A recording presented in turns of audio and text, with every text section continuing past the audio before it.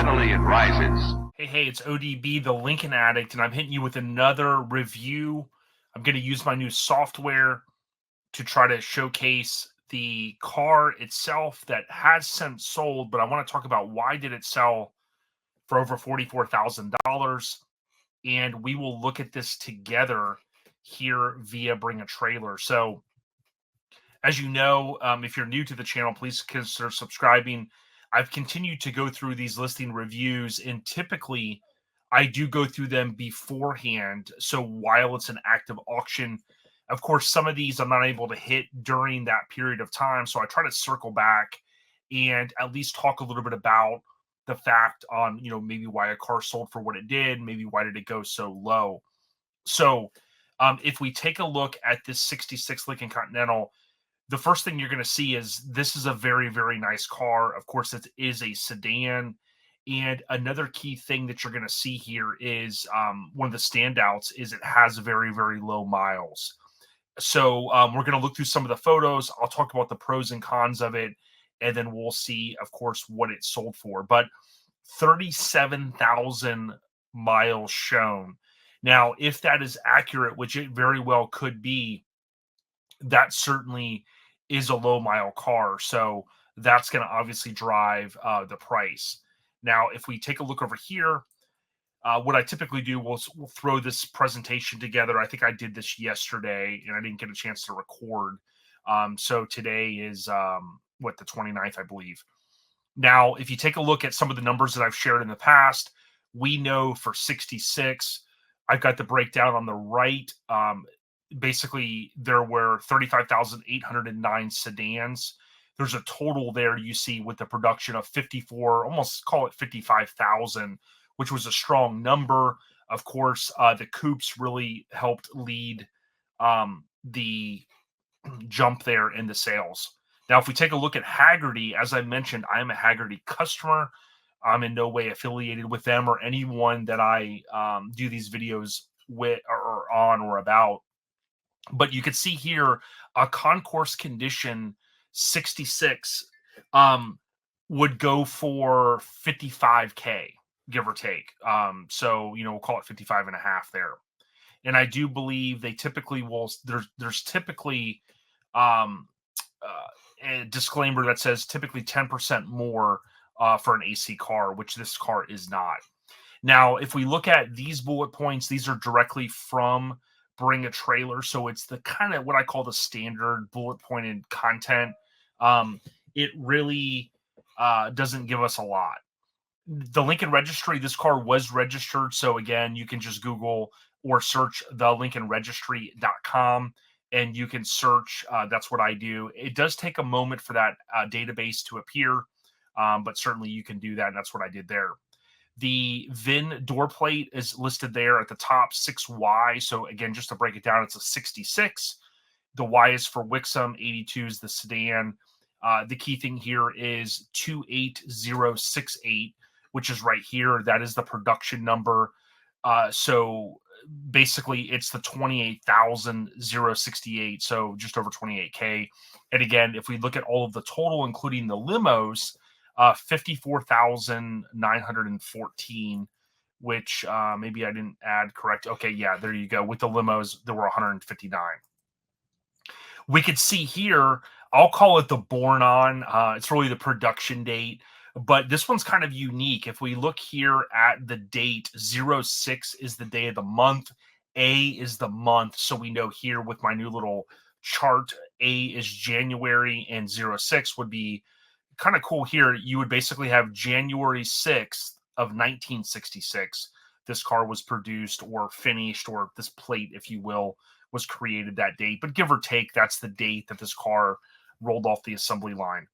Production ran from, give or take, if we look back at other numbers, late 60 or September 65 into mid-August 66.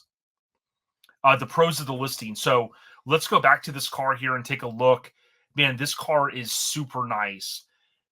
If you were looking for a car that was low miles, that really kind of felt like a showroom type car, this would have been the car. And bottom line, not to beat around the bush, That's what drove this price to be as high as it was for a 66 sedan.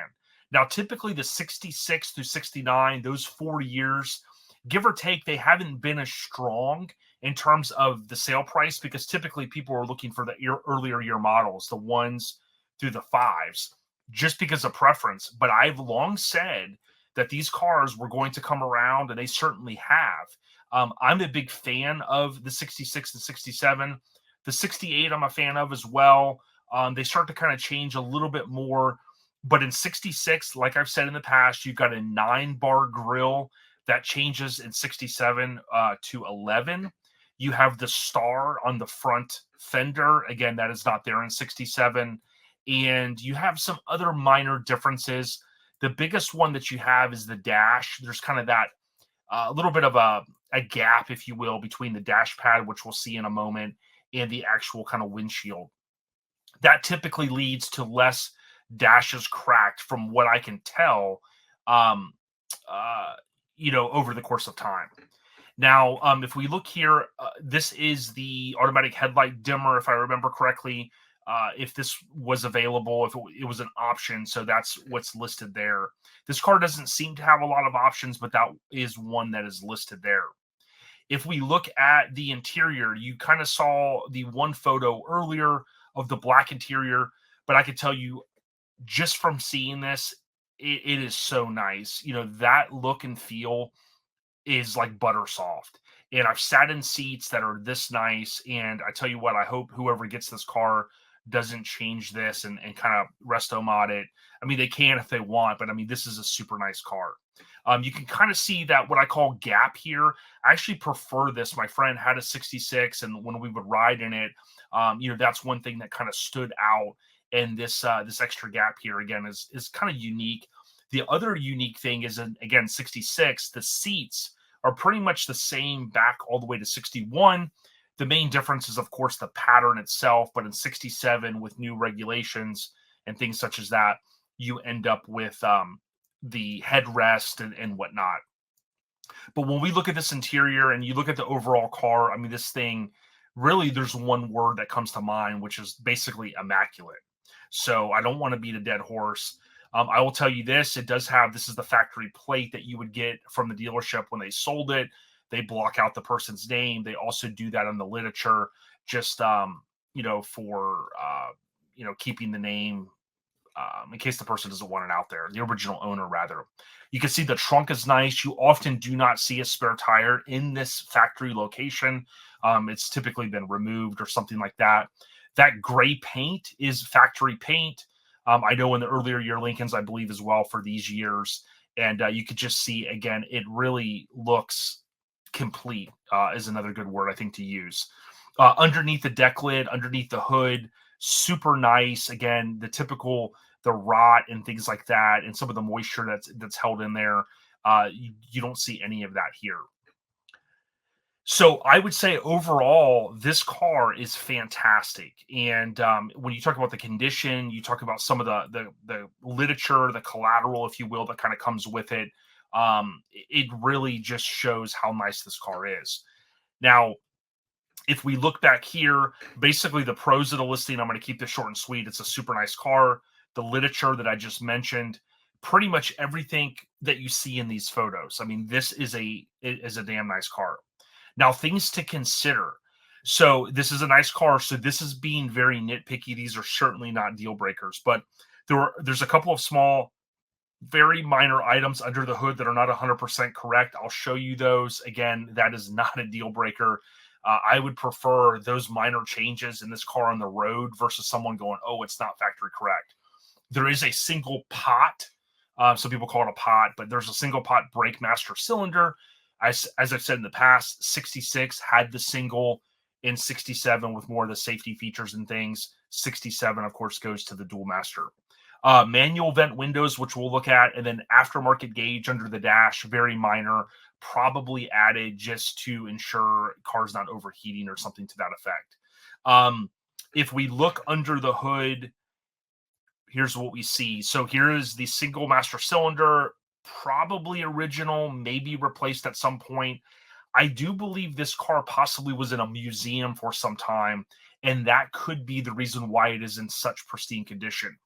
At first glance, I think as we get a little bit further into the 60s, you would think you do not see the two screws here, which typically, if there's the two screws, that indicates that it's not a three port. But looking at the photos of this one, I do believe it is a three-port fuel pump, and I've talked about the importance of that. But I think as we get further in the 60s, the fuel pump, saying fuel port, but the fuel pump itself does slightly, I think, look different. Or of course, over the course of time, someone could have changed it, but certainly that looks good. What we can see though here are some of these clamps, and where this fuel filter is clamped in. Someone has just added the soft hose here, the fuel line, and they've clamped it on there with the typical little clamps. Again, not factory accurate, but very minor. If you wanted to change that back, certainly you could. You also see an additional fuel filter down here, not factory. Again, you could change that back if you wanted to. There was a lot of discussion in the comments about this car not having a fan shroud. I can confirm everything that I know and everything that I've read that, again, as I've said in the past, the non-AC cars did not have a fan shroud. They did not have the 5 fan blades. So this one looks like it has 4. Also did not have the clutch fan. So that's where the difference is at. And if you look right here above the reservoir for the power steering pump, so this is the reservoir here, the AC compressor would be right here if it was an air conditioned car, and it is not. So again, no AC compressor, no fan shroud, different fan, and the mechanical fan is not there. So it's the normal fan there. So those are the few things to point out. When we look back at the interior itself, and then we'll wrap this video up a little bit shorter. Again, this car has sold. We'll talk about why it sold for this much. And let me see if I get a good photo here. Okay, this you can see this is a manual vent window. So typically, most of the 66, 67s that I've seen, this is going from memory, they're typically there's an extra switch and it's power. This one does not have that. Again, I think this car was not a highly optioned car, certainly, but it doesn't take away kind of the elegance, if you will, of this one. In closing, if I jump back over here for my last slide, a conclusion, to me, someone got a very, very nice car, and someone that was looking for something that they just want to get in and cruise, $43,250. That is a super strong price for a 66 sedan, in my opinion. Now, we did look at the Hagerty price guide, and we've seen that Concourse could go as high as 55. So I think it was within the scope. It was within the realm of where it should have sold. But I think, years ago, I couldn't have imagined a 66 kind of getting past that 30 to 35,000 price range, depending on the condition, of course. But certainly a very, very nice car. Again, there are some comments you could check out, a little bit of dialogue back and forth. They did add videos. The number one thing that drove this price is, although it was a DSO 16 for Philadelphia, it was a nice car. It was well kept. If it was in a museum at some point, this thing was just cared for very nicely over the course of time. On the photos underneath the car look fantastic. It does look like, I have a hard time believing that this is the factory undercoating, but with that low of miles, it certainly could be. Did someone come back in here at one point and spray some black? Possibly. I'm okay with that as long as people aren't trying to hide things. And certainly with this car, we can tell from every angle that it is super nice.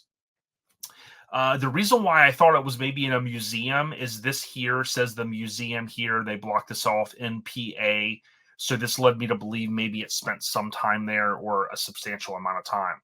Let me know what you think. Again, there's a ton of comments. I think it's a strong price. Congrats to the seller. Congrats to the buyer. If you're new to the channel, check out Lincoln Addict Podcast, however you find podcasts, or at lincolnaddict.podbean.com. Link in the description. Take care, everyone. Peace.